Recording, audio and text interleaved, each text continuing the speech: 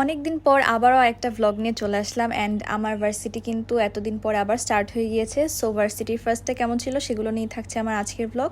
So hello everyone, this is মেশা from glimpse of এশা।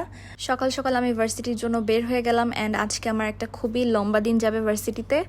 তো কারণ হচ্ছে আমার একটা ক্লাস আছে অ্যান্ড হচ্ছে আরও একটা ল্যাব আছে। সো ল্যাবটা অনেক লংগেস্ট হয়।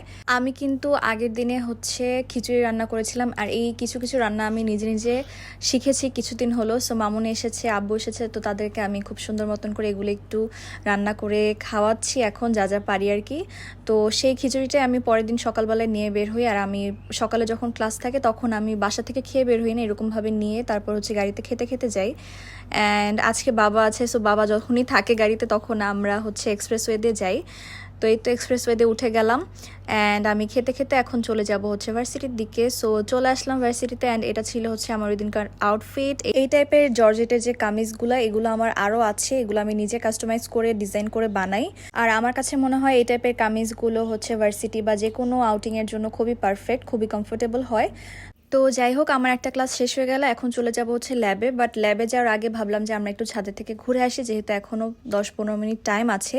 তো ছাদে আসতেই দেখি যে খুবই নোংরা হয়েছিল এই সুইমিং পুলটা। এটা মেবি একটা সুইমিং পুলই হবে, এটার পানিটা অনেক নোংরা হয়েছিল। তো যাই হোক, তারপরেও হচ্ছে এসে অনেকদিন পরে ভালো লাগলো অ্যান্ড আমাদের ছাদ থেকে খুবই ওয়াইড একটা ভিউ পাওয়া যায়, সে ভিউটা একটু এনজয় করলাম। এদিকটা মেবি বাড্ডা আর ওইটা মেবি ইস্ট ওয়েস্ট ইউনিভার্সিটি।